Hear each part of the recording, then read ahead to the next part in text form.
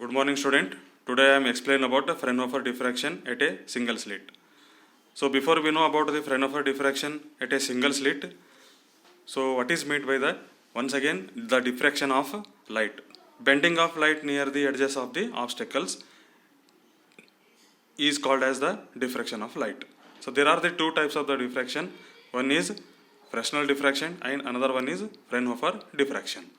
So in the Fresnel diffraction or to obtain Fresnel diffraction, the source and screen must be at the finite distance from the obstacles. But in Fraunhofer diffraction, source and screen must be at infinite distances from the obstacles.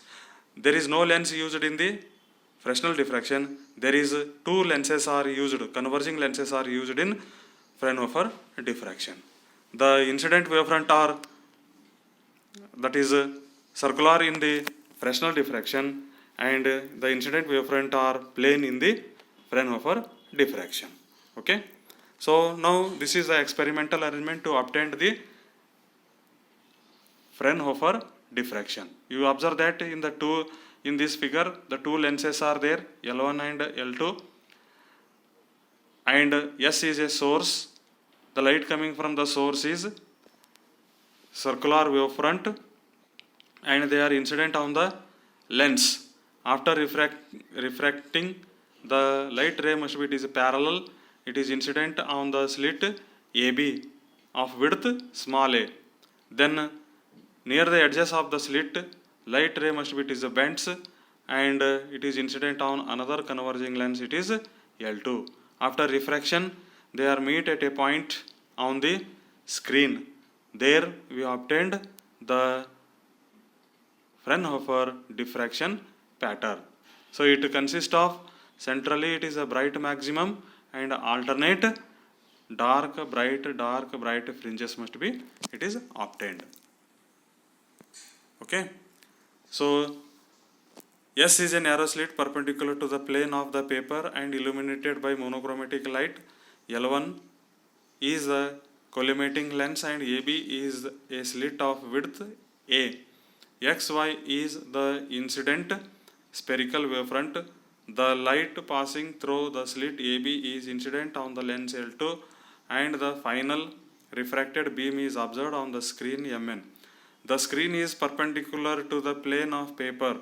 The line SLP is perpendicular to screen, that is lens L and L2 are chromatic lenses. So each and every point on the incident plane wavefront acts as a source of secondary disturbance, generating secondary waves. The secondary waves traveling parallel to the axis of L1 and L2 are brought to a focus at P. A bright central image is observed at P. The secondary waves from the corresponding points in the portion OA and OB travel equal optical paths in reaching the point P, and hence the path difference is 0 and maximum intensity is observed at P. Now to find the intensity at any point P dash at a distance x from P, OC and BL are perpendicular to AR.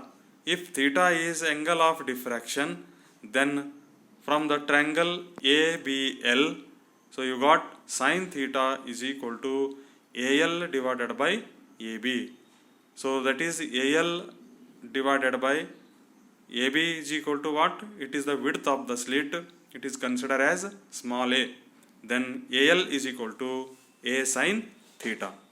AL is path difference between the waves starting from A and B and reaching P dash. Hence, P dash will have minimum intensity. If AL is equal to lambda, then lambda is equal to A sin theta. In this case, the path difference between waves from A and O, that is center of the screen, will be lambda by 2. Similarly, for every point in the upper half OA, there is a corresponding point is lower half OB, and path difference between the secondary waves from This is lambda by 2. Hence, destructive interference takes place and the intensity at P dash will be minimum.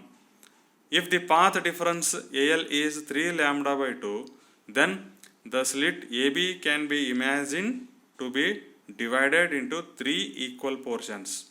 The secondary waves from corresponding points in 2 portions of the slit reach P dash with a path difference of lambda by 2 and hence produces minimum intensity. But there is a third unbalanced portion of the slit which contributes towards the intensity at P dash, which will be much less than that at P. Similarly, if the path difference AL is equal to 2 lambda, 3 lambda, etc. is integral multiple of lambda, then P dash will be a minimum intensity. If AL is equal to 3 lambda by 2, 5 lambda by 2, etc., the path difference is odd multiple of half wavelength, then direction of secondary can be obtained.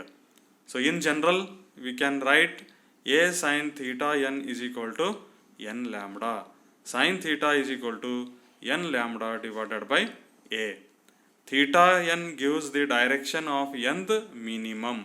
Similarly, if A sin theta n is equal to 2n plus 1 into lambda by 2, sin theta n is equal to 2n plus 1 lambda divided by 2a, where n is integer, theta n is direction of the nth maximum. Okay, this is the equation, and the figure shows the intensity distribution in the Fraunhofer diffraction. So if you plot the graph intensity versus the wavelength, so centrally you got the maximum intensity, it is called as the central bright maximum, and you observe that alternate dark bright fringes must be obtained. The intensity of the bright must be slowly decreases on both sides from the central bright fringes, and the intensity of the dark fringes must be increases. So this is the intensity distribution in case of Fraunhofer diffraction. Thank you.